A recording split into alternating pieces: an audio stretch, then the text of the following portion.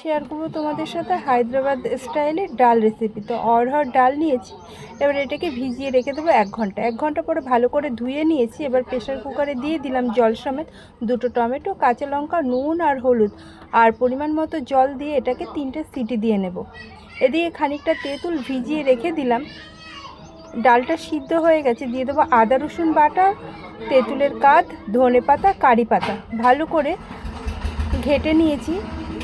তারপর কড়াতে তেল দিয়ে শুকনো লঙ্কা ফোড়ন দিয়ে, সাদা জিরে সর্ষে ফোড়ন দিয়ে, কারি পাতা দিয়ে নাড়িয়ে চাড়িয়ে দিয়ে দেবো 15 থেকে 20টা রসুন লালচে করে ভেজে নিয়ে ডালটা দিয়ে দেবো। উপরে দিয়ে দেবো লঙ্কার গুঁড়ো আর কাশ্মীরি লঙ্কার গুঁড়ো দিয়ে ভালো করে ঘেটে দিয়ে ফুটতে দেবো। নুনটা চেক করে নিয়েছি, নুন লাগবে তাই দিয়ে দেবো গরম মশলা। এবার পরিবেশনের জন্য রেডি করে নিয়েছি। উপর দিয়ে ধনে পাতা দিয়ে দেবো আর দিয়ে দেবো ভাজা মশলা। একটা তড়কা প্যানে তেল দিয়ে কাশ্মীরি লঙ্কার গুঁড়ো আর আদা কুচনো দিয়ে একটু তড়কে নিয়ে উপরে ডালের উপরে দিয়ে দিলাম। দেখতে কতটা সুন্দর হয়েছে, গরম গরম ভাত আর এই ডাল।